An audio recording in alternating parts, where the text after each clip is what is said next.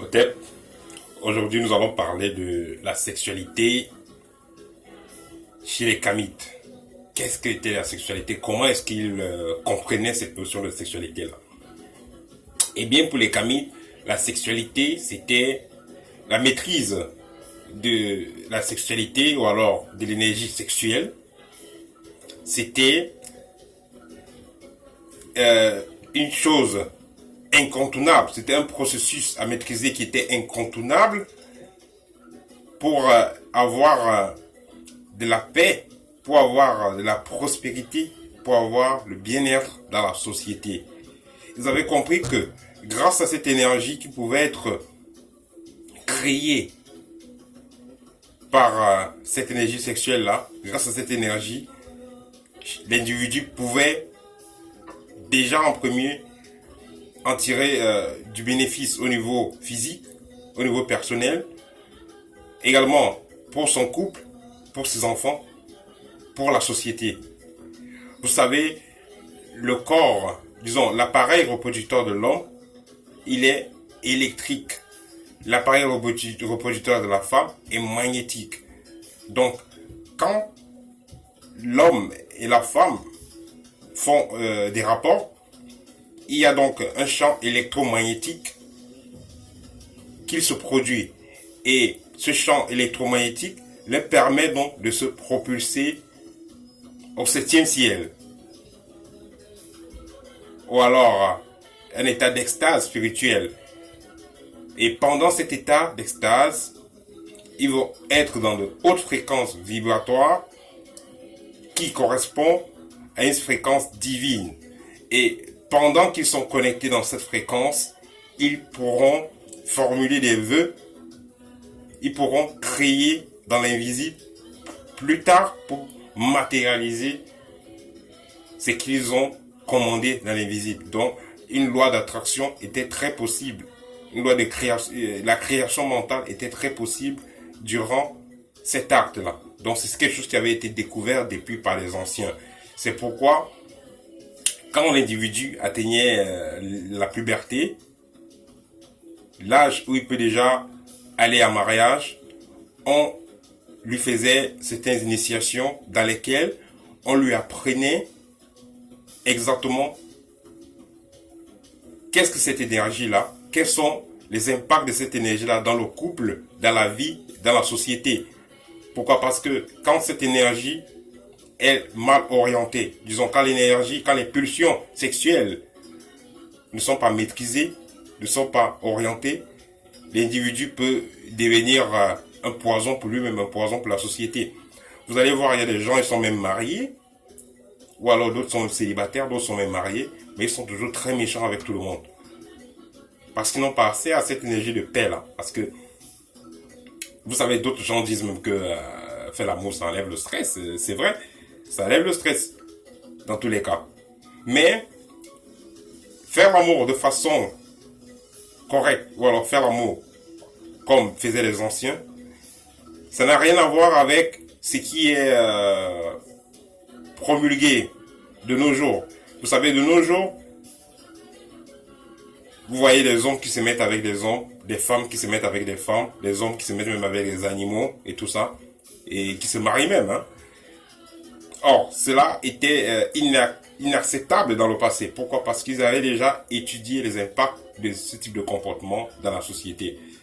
Et c'est des comportements qui sont improductifs. Prenons le cas de un homme qui se met avec un homme, par exemple. Le corps de l'homme est dur. Le corps de deux hommes qui sont durs, qui se mettent ensemble, il y aura des étincelles, il y aura des déchirures, ça ne passe pas. Deux femmes qui se mettent ensemble, pareil, ça ne passe pas. C'est comme si vous prenez une pile, le côté positif, mettez-le dans le côté positif, vous mettez, ça ne passe pas. Négatif, ça ne passe pas. Donc il faut l'équilibre. Donc c'est pareil, c'est ce qui se passe au niveau de la sexualité. Quand elle est faite correctement, il y a une alchimie qui propulse les deux individus, les partenaires qui font cette sexualité-là, qui les propulse dans un plan vibratoire très haut. Et de ce plan vibratoire-là, ils pourront donc emmagasiner un certain champ magnétique, certaines vibrations, qu'ils pourront utiliser positivement pour leur couple et pour la société. En ce qui concerne la circoncision, qui était faite par les anciens et qui maintenant est négligée de nos jours, la circoncision permettait aux jeunes garçons de quitter de son étape de garçon à une étape d'homme, Pourquoi? Parce que quand vous circoncisiez, quand on faisait la circoncision, ça permettait déjà de prendre conscience de la douleur et de dominer cette douleur-là. Parce que dans ces rituels de circoncision, il était demandé aux jeunes garçons de ne pas pleurer, de ne pas crier, donc de maîtriser cette douleur-là. Ça permettait déjà à l'homme d'activer cette virilité-là et de la mettre au maxi, au top. Parce que vous allez voir de nos jours beaucoup d'hommes efféminés. Tout ça, c'est parfois les conséquences de l'incirconcision. Aussi, à l'époque, il y avait la polygamie. Bon, pourquoi est-ce qu'il y avait la polygamie? Il était préférable d'avoir une deuxième femme que d'avoir une maîtresse qui par ailleurs va faire amour avec d'autres gens également, va se mélanger avec des gens. Donc il était préférable de faire que ce soit pour vous, de personnaliser. Donc il était préférable de faire la polygamie. Mais la polygamie était plus pour des gens qui avaient peut-être des titres royaux, peut-être des notables, peut-être des chefs. Si vous êtes chef, par exemple, vous avez des grandes surfaces de terre, vous avez beaucoup de bétail, vous avez des terres, tout ça il faut administrer, il faut gérer. Là, il est important d'être polygame, d'avoir une autre femme qui allait vous donner d'autres enfants. Parce qu'une seule femme ne pouvait pas vous donner, peut-être si vous voulez 15 enfants, vous voulez 10 enfants. Or, votre femme, elle ne peut qu'avoir 2 ou 3. Également, il y avait les cas où peut-être vous avez la première femme, elle a un seul enfant et puis elle a peut-être une complication de santé, elle ne peut pas avoir un deuxième. Et vous avez besoin d'enfants. Qu'est-ce que vous allez faire? Également, il y avait les cas, il y avait beaucoup de guerres. Il y avait beaucoup de guerres dans le passé. Donc, ce qui fait que à tout moment, si vous envoyez vos enfants à la guerre, ils pouvaient y rester. Donc, il y avait les problèmes de guerre, il y avait les problèmes de santé aussi. Donc, voilà. Donc, ce qui fait que durant des opérations, l'enfant pouvait mourir ou alors durant la guerre, il pouvait mourir parce que constamment il fallait défendre les territoires, il y avait des conquêtes, conquêtes, tout ça. Donc, les gens pouvaient mourir comme ça et voilà. Donc, les anciens certains préféraient avoir deux ou 3 femmes. Mais, déjà, pour prendre une deuxième femme, il fallait que la première femme soit d'accord. C'était pas du gré-gré. Il fallait que la première femme soit d'accord. Et c'est elle qui choisissait avec vous la seconde femme. Et quand la seconde femme venait, c'était pas pour se tailler les ongles ou bien pour venir s'engueuler avec l'autre ou venir faire le bras de fer. Non. Elle venait pour assister la famille. Elle venait pour apporter sa pierre à l'édifice de la famille. Donc c'était un ajout. Donc effectivement, avec la deuxième femme, il y avait d'autres enfants. Et ces enfants-là, il n'y avait pas de différence de maman. Donc les enfants, c'était des enfants de tout le monde. Et étaient traités de façon égale.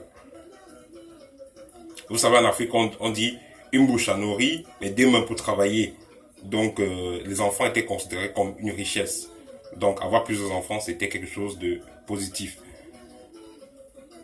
Et quand un homme avait deux femmes ou 3 femmes, il s'efforçait à respecter ses femmes de la même façon et il s'efforçait à être loyal envers ses 3 femmes.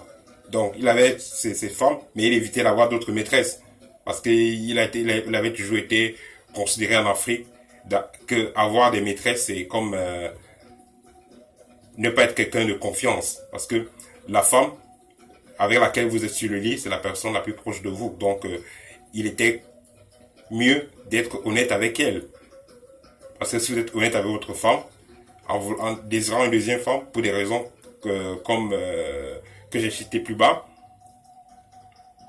à savoir la position royale, à savoir peut-être s'il ne peut pas avoir d'autres enfants et tout ça, il était important d'avoir l'aval de son épouse avant de faire cela.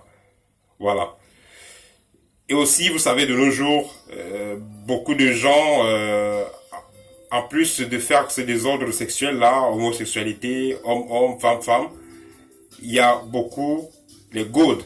Hein. Il y a des gens qui utilisent des godes, il y a des gens qui utilisent des poupées gonflables et tout ça.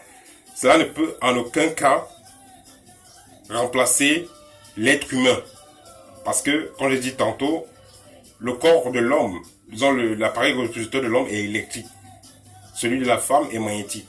Donc, si vous avez remplacé l'un ou l'autre par un gode ou un objet en plastique, comme ceux qui se vendent dans les marchés actuellement, dans les sex shops et tout ça, ou sur Internet, cela n'aide en rien dans l'éveil spirituel.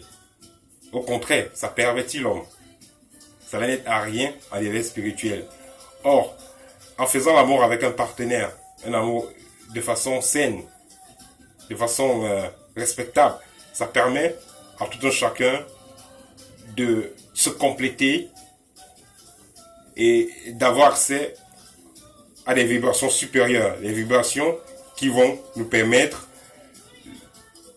d'apporter l'équilibre dans notre foyer, d'apporter l'équilibre dans la famille, d'apporter l'équilibre dans la société, d'être en bonne santé et de pouvoir contribuer au bonheur de la société. Parce que une fois que vous êtes chargé positivement, énergétiquement, tout ce que vous allez toucher, tout ce que vous feriez sera imprégné de cette énergie divine et de cette énergie positive.